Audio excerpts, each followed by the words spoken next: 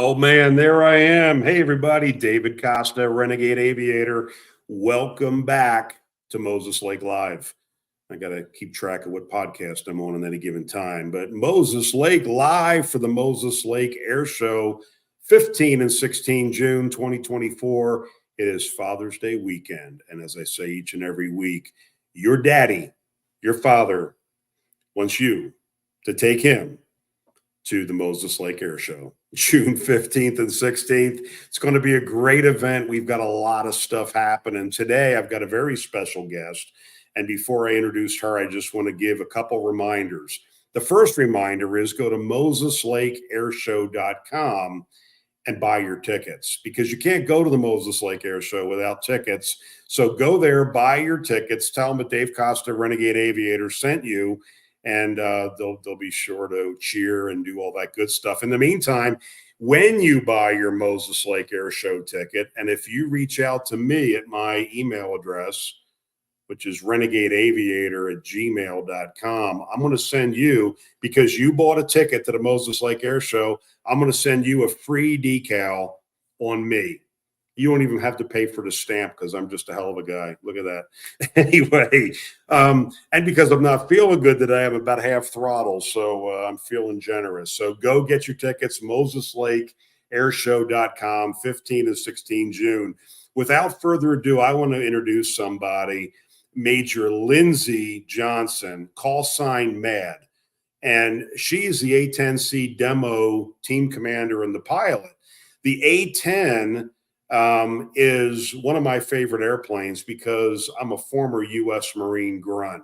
So I've got to see these aircraft up close and personal, in action, live against enemy targets. We still fight enemies.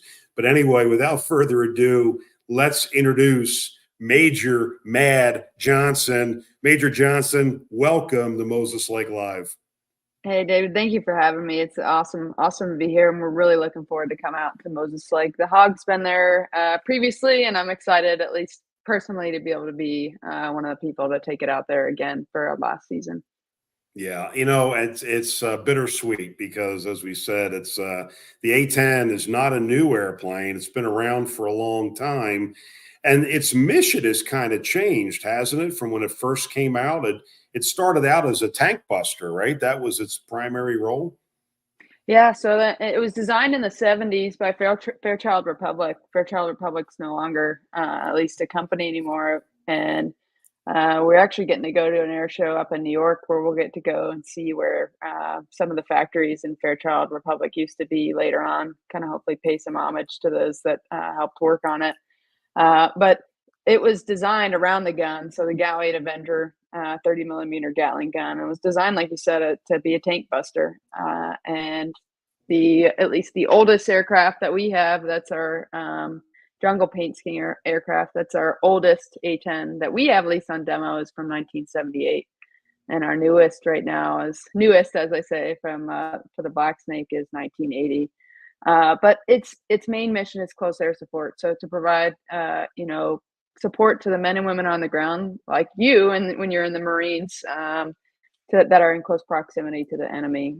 We have other roles that we fly. We do air interdiction. We also do combat search and rescue. That's a huge one of ours. So, and we found ourselves in other roles, but we aren't multi-role, but we can still do a lot of different roles. Well, and as a combat Marine and as somebody who's been on the ground, it's we need this type of aircraft. I say why. That was my question. Why is it going away? Was there you probably have the official word, if you could kind of just give us an insight to that. Yeah, so overall, at least, us that fly the A-10 have asked that question many a times, but a lot of it comes down to money, and a lot of it comes down to as well as just the DoD.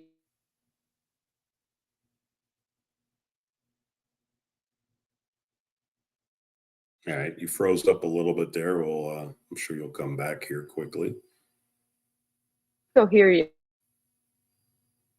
Yeah, you just locked up on screen there a little bit. Not a big deal. Hey, Jordan, show some photos while we get the internet caught up. There we go. Nice looking bunch there. One guy in green. There you go. Wait for Mad's internet connection to catch up here. But there's some shots of the A-10, ladies and gentlemen. It is a workhorse aircraft. It's an airplane, like I said, it's designed to fly low and slow.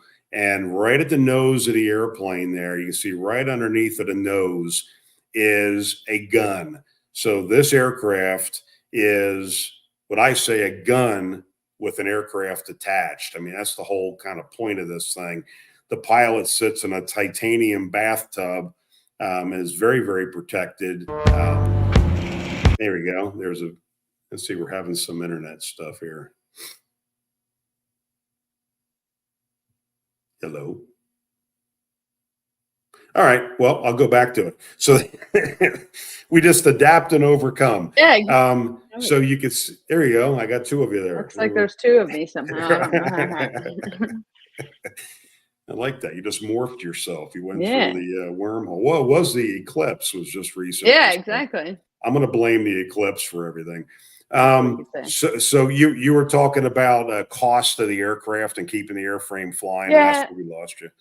So a lot of it, at least from what we've been told, comes down to money. So the bigger Air Force, as well as the DoD's focus now is on these near-peer fights, and they're focused on creating just a lot more F-35s or next generation air dominance or other bombers.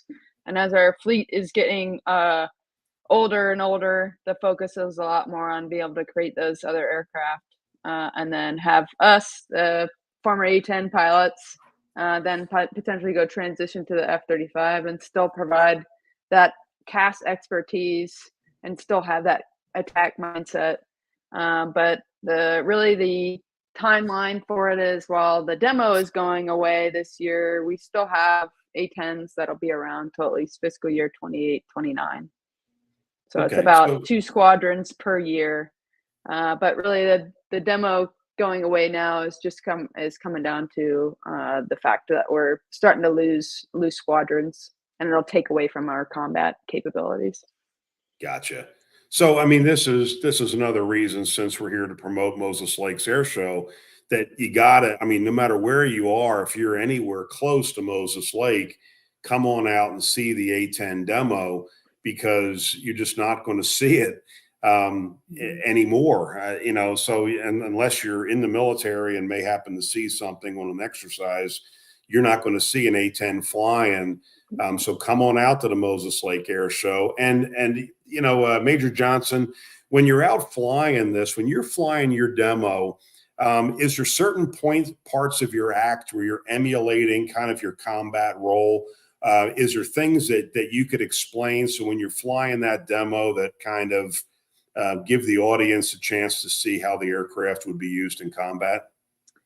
Yeah, so I always say, like, our demo is an opportunity for people to see how slow, how fast the A-10 can go. We give you a little bit of aerobatics. Obviously, I'm not doing aerobatics in combat, but it shows, like, at least how maneuverable the airplane is. And then towards the end of the demonstration, we actually execute a 9-line passage, a simulated 9, or we have them pass me the 9-line, and then we do simulated gun and bomb runs. It's not exactly what we would do in combat, what you get to see from me. We do kind of like what we call a squat. So it's an accelerated stall and makes a really awesome sound right in front of the crowd, which is really, really awesome. But it gives you guys a little bit of at least the audience, a little bit of a look as to what it sounds like on the radio when I have JTACs passing me a 9-line. Right on. And I think, people don't, if you don't understand that, with people are watching, you got troops on the ground that are danger close, and they can look at the enemy half the time, and we're calling for fire. We're calling for air support. We're calling for artillery support, whatever we can get. And the impact of this, I'm putting my fingers up, the slow A-10. Slow is a relative word, right?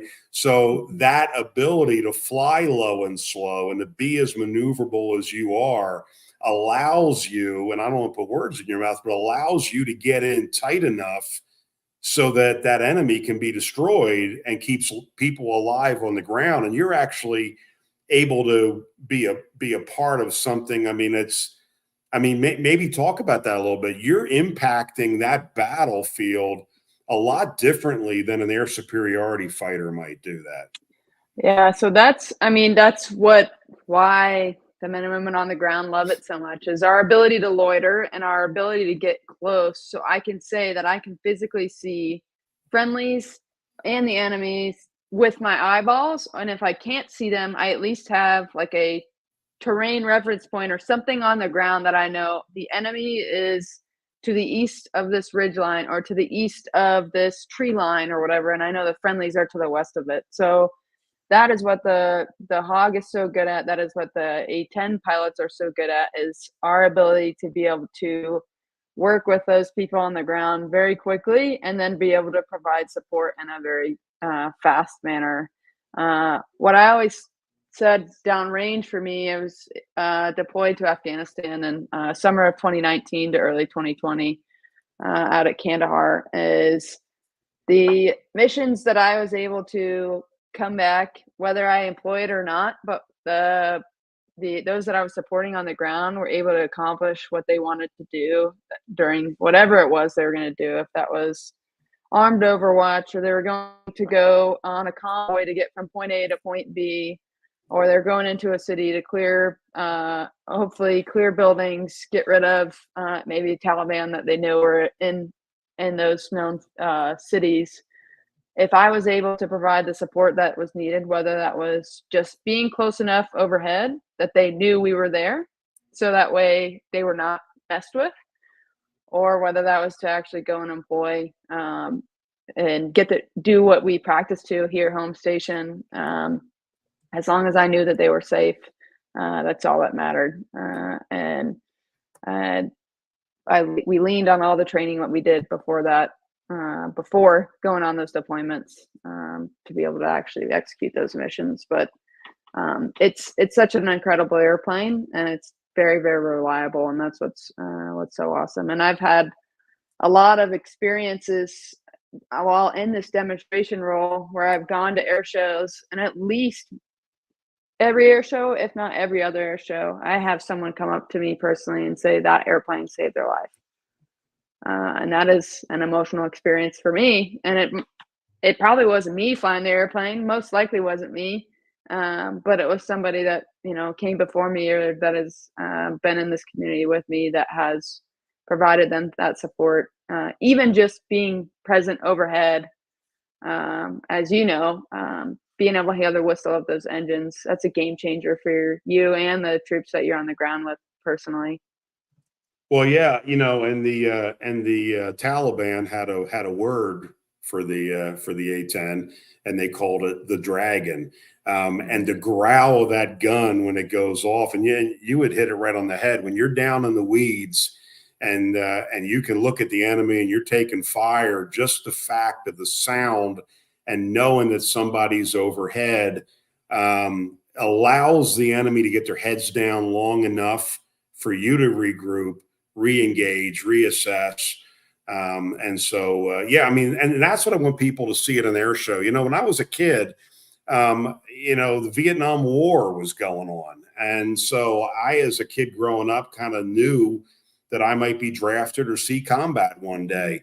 So when I went out to the air show, it was cool. I mean, we all, flying airplanes is cool. We're all addicted to airplanes, and that's great. But it's your only chance at these air shows to talk to military aviators like yourself, to talk to the crews, and to see these aircraft up close and personal. And it's patriotic, but it's also that responsibility that goes with a free world, or a free nation. So and we got Ron here talking. So he's sad to see the A-10 leave. I'm hearing that over and over and over again. I'm sure you're more sad than anybody, because it's got to be a cool job, right? I mean, what a cool job in the military to say we're going to go to air shows. I mean, it's I don't know if it gets much better than that. Oh no, it really doesn't. And we when you get stuck in the grind of the day-to-day grind, whether you're in a combat squadron or you're teaching in a formal training unit with the students, which is what I was doing before, you get so focused on that, what am I doing today? I'm either sitting at the desk, or I'm in the tower, or I'm flying with the student, or I'm instructing in a sim, or doing whatever it is. And when you go flying, at least sometimes you're so focused on, from the second you walk up to the airplane, that you don't always get to have these moments where you just get to look outside and be like, man, I'm getting paid to do this really awesome job and fly this incredible airplane. And this job has allowed me to kind of be able to reflect on that a little bit more, because I have these longer cross country flights to and from wherever I'm going, and just be able to think about the fact that, like, man, this is really it's a privilege to be able to get to do what I'm doing. It is. I mean, how did the whole selection process go with this? So when you're into that 810 community, do that, when you, what brought you to this path? Was it something you've always wanted to do, or to just, how, U.S. military, right? You go where you're told, but also Yes. you get to go, you get to drive some of that. So explain a little bit about what that whole process is like. So I'll at least go back even further than probably what you're at least asking to, at least in terms of my air show involvement. Is when I went through the Air Force Academy in Colorado Springs, and I don't know if you guys are familiar with Sam Larson, Raz, the F-22 demo pilot. He was a year behind me as well, and he was also there at the academy with me, and we both were on the Wings of Blue, so the skydiving team there at the Air Force Academy. And we were on the demonstration team, so we got to go to air shows. Sam's air show experience dates back to when he was like 6 months old. Mine isn't that much that far, but I got to go to these air shows and experience just the types of inspiration that you were able to have for young men and women that you got to go up there and personally talk to. And while you might not see it afterwards, or might not hear about it till years later, when someone you see at another air show says, hey, you inspired me to do this. But I know personally, as someone that went to an air show and saw the Wings of Blue jump, and saw it was a junior at the time jump, female junior. I was like, wow, that's something I could go do. And that was the whole reason that I wanted to do this job. Was I wanted to be able to go inspire young men and women to either join the military, as well as be a part of a team. That's kind of something that I've never been able to do before, at least in my Air Force experience. So especially on the fighter pilot side, you show up, you get qualified in your aircraft, and then at least the first like 3 to 4 years, your focus is on becoming the best attack pilot ever. And you're focused on going through upgrades. You'll have additional jobs along the way. You might be in charge of a couple other officers, but very rarely are you in charge of larger groups of enlisted members. And this job allowed me to be able to kind of command a team of 11 to 12 personnel. We had 12 last year, 11 this year. For me to be able to see the maintenance experiences, that type of stuff, but has been awesome. But the main, like, at least in terms of like how we got picked up for the job, there is a application process as well as like an interview process. So Gator, who was before me, he and I actually live across the street from each other. But I've known him for a while. But when he was going through the program, I got to be one of his safety observers. So I got to go on the road with him. And that picture of us, yep, that was coming back from Louisiana for us after going through the upgrade at the time. We just did our first off station practice. And that's like one of my favorite photos of us, because it's kind of like him handing over the baton to me. As we're, as he's just an awesome guy, did such a great job helping get me prepared for this job. But during those years that I got to be a safety observer for him, I got to kind of see the behind the scenes a little bit more and realize, yeah, this is definitely something I still would like to go do. Because he and I interviewed that same year. I was still pretty young in my career, and they said, hey, look, if you're interested in this in 2 years after he does this job, interview again if the opportunity presents itself. And I was fortunate enough to still be at Davis Monthan. I was just moved from the combat squadron there, the 354th to the 357th, and I was instructing students. And I was fortunate enough to be selected for the job and have just been loving every minute of it.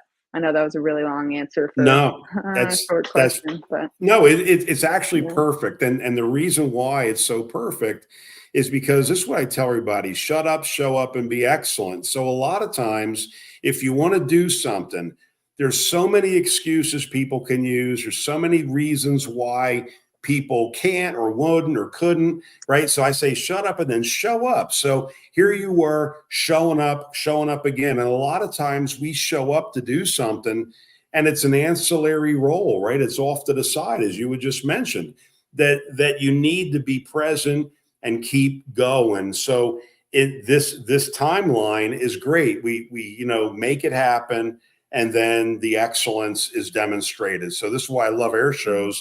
Mhm. Air shows is excellence demonstrated. Nobody needs to look up and watch you fly and go, you don't have to tell them that you're excellent. The fact that you fly that routine is excellence demonstrated. Mhm. And when I got out of the military, I always wanted to be a fighter pilot. I wanted to be an astronaut and a fighter pilot. I didn't go to college, so I wasn't going to be a pilot. I had vision issues. I was a Marine Corps sniper. I could shoot a moving man-sized target Mhm. at 800 yards, but I couldn't fly fighter jets. I was crushed. I got out of the Marine Corps, and one of my buddies who flew AV-8s, this is where aviator comes from, he was a Mhm. Harrier guy. He says, stop your complaining. You live in the greatest country in the world. If you want to fly fighter jets, go buy your own. So I had to take it. So I had to go a different route. So I had to suffer through the indignity. And here I am with 18, 19, 20,000 hours of flying time. And I'm finally doing what we want. But you and I, we have different paths. We all have different paths in life. But we do, and this is why air shows are so important for the kids and adults. Never give up. You can do it until you and I decide we can't. You know what I'm saying? I mean, Mhm. and so it's great to talk to people like you that are out there as that next person that somebody will look to and say, you're the reason I got into aviation. If each one of us could have one person that just said that to, I mean, it changes your whole life. Mhm. Oh yeah, and you made that good point of like, hey, shut up and show up. In terms of sometimes what we think is a door closing is actually an opportunity for something else. So you not being able to be like, at least in terms of your eyesight, for you to not be able to go be a fighter pilot, it allowed you to get that time in the Marines, and then you have a buddy of yours who tells you, "Hey, shut up and go make it happen," type deal. At least for me, I finished. I graduated in 2014. I showed up. I was supposed to be in the first class of my graduating class from the academy to start pilot training, which was going to be October. I did IFS, which is Initial Flight Screening in Pueblo, Colorado. Completed that in early September, and I was like, "Cool, I got a month. I'm going to start pilot training, and then I'll be a winged aviator in October of 2015." Well, when I showed up to a meeting for us that were in what casual status, waiting to start pilot training, they said, "Hey, we're backed up in pilot training. It's going to be a while, but we don't know when you're going to start yet." I was devastated, and I was like, "Man, how am I going to get to go fly? This, I want to go start doing the mission type deal." And I didn't end up starting pilot training until June of the following year. And I look back on that, and I'm incredibly grateful for that opportunity for me to kind of just relax a little bit after 4 years of just getting crushed for a while at USAF, and allow myself to be able to reset. And when I looked back at that class in October of 2015 that graduated, they only had one fighter drop. And when I graduated, which ended up being, so I ended up getting washed back 2 classes for some medical issues. I also was once again like, man, this stinks. But I graduated in August of 2016, and my class was one of the first classes that started to get a ton of fighters in the drop. Hmm. So we had an A-10, an F-15E, so a Strike Eagle, an F-22, and an F-15C. And that was all 4 of us that were active duty that were able to get that. And That's cool. we're incredibly fortunate. And it's luck, timing, and skill, and in that order. And there's no justice for it. And Sure. so it's really what it comes down to. And incredibly fortunate that the timing and luck, which luck comes with a lot of hard work too. You have to have the hard work to even have that luck on your side. But I was just incredibly fortunate for that opportunity. Well, but see, you're right on track with that. Yeah, luck has a lot to do with things, but look how lucky you get when you keep going, you keep trying, you keep showing up. But in the end, excellence matters. And as you know, right? I mean, you can have anybody that does anything. It's the excellence that matters, and that's where it all comes together. And as aviators, there's not a luxury in aviation to be anything less than excellent. And this is what's so key at an air show. Speaking less military, now more air shows, that when you look at pilots, like Mad flying her airplane or any of the air show pilots, you're not you're seeing one display, but imagine the work that it took to get there. I think that's when you start realizing that, which is why you would mention the word being grateful. It's a lot of gratitude to get to fly out in front of people. There's a nice shot. Who are all these people? So I saw someone mentioned, hey, I think it's Breaks Off Media, which, hey, Jeremy, how's it going? He mentioned, hey, what was it like being able to lead the first female 4-ship for a heritage flight? This happened this year in March here at Davis-Monthan. It's me, Bayo, Mock, and Rebel, and it was an awesome experience. This was our last flight for all of us, at least during heritage flight. Our first iteration, I got to be in the front and leading our 4-ship, and it was just an awesome experience. It's something that I'm fortunate enough to say now we kind of take. I don't ever take it for granted, but we're getting to a place where we're starting to see a lot more females. That I hope it doesn't even have to be a topic of discussion anymore. In terms of, hey, look, we're all here. We can get the job done. Bayo said it before, and we all say it is, hey, I put the helmet on, and nobody knows. The airplane doesn't know if I'm female or male. It just knows if I'm putting in the right inputs and doing the right job. And so it was a really cool experience for us to see. And I had great friends. Kelly Hudson was the air boss at the time. We had a female who was narrating it. Yep, Sawyer. Kelly's great. Yeah, Kelly's awesome. Sawyer, she was the F-22 safety observer. She narrated for us. And then a great friend of ours, Steph Strickland, was there just coming to watch the whole experience. And to hear her say how incredible the experience was to just go and watch us all step to the aircraft once that we are fully mission capable and flying, and go do it like it's our job, because it is. And it was something that was super awesome. And I'm incredibly grateful we had the opportunity to go do that. Yeah, when I was first flying, I was brand new private pilot and I saw this pit special in the traffic pattern. And, I was like, I want to do that, right? A brand new pilot. And just basically, the license was still wet. And so everybody was like, well, you got to wait. You shouldn't be flying that airplane. Yeah, it's hard to fly, blah, blah, blah. So anyway, when the plane taxied in, I saw this long hair come out of the helmet, right? And so she became a very good friend of mine, Marilyn Hubbard. And this is years ago. So remember, I'm an old guy. So this is back before ForeFlight and before, So she taught me aerobatics, and if you called her a female pilot, she would have knocked you on the side of the head. She's like, look, she goes, I'm a pilot. I do what I do. I love aviation. She goes, I'm just as sick as you are. And this is, New Jersey people. So she's like, and she was fantastic. But she taught me aerobatics. And again, she never she never made excuses because she didn't have to, because excellence is demonstrated, is kind of what I talk about. You know, and I've got 2 daughters. And so my daughters are raised to be strong women. And, you know, it's the same thing. So you're right. The airplane doesn't know who's flying it. But I think too many times people have allowed the excuses to change how they thought. So yeah, good on you. You know, we need pilots in general. We need aviators, even more importantly. Just a little bit of a dig against the F-16 crowd. I got to fly an F-16. I lost all respect for the F-16, easiest plane in the world to fly.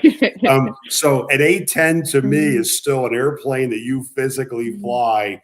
And I really want people to come out to the Moses Lake Air Show and see this thing, because in the world of fly-by-wire, nothing against this stuff. These are weapons platforms.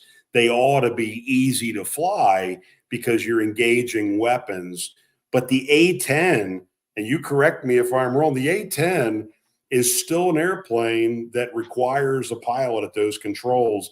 This is not the push-button airplane of the now, you know, the Gen 4, Gen 5 type aircraft and future. Nothing wrong with automation, but you get to fly.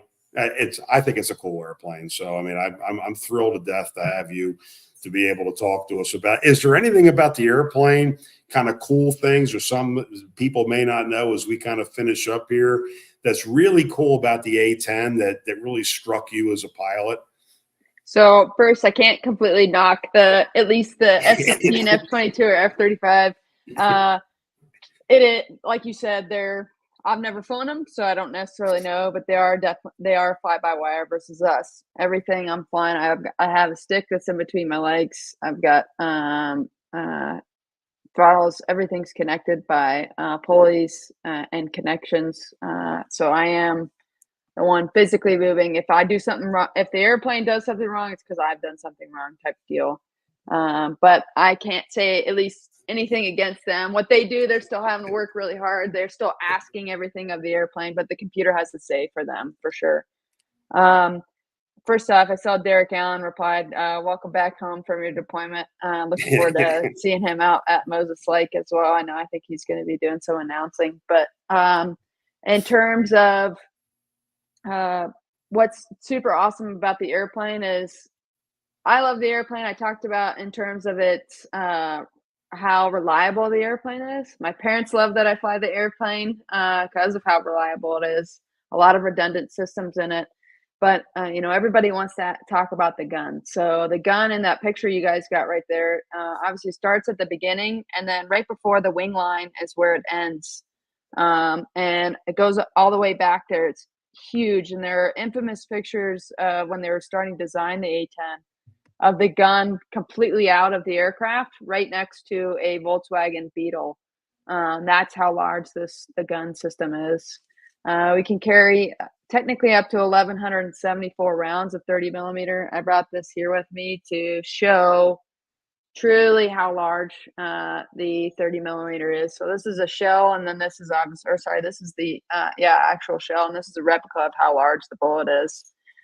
So 1,000. We normally just carry 1,150 of these, and it's 70 rounds a second, 3,900 rounds a minute. So it's a lot of heat in a very short period of time.